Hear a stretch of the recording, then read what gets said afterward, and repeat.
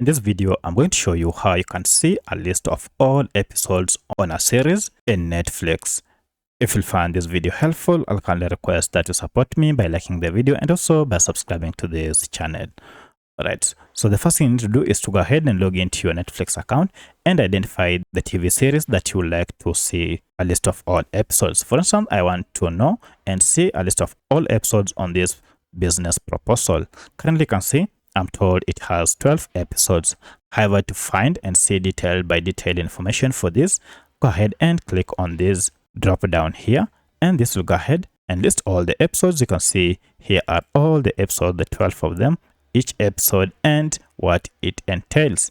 You can click further here to open the additional episodes and the information under each episode, including the watch time or the run time for each episode. So that's how you can find details for episodes on a series or a TV show on Netflix.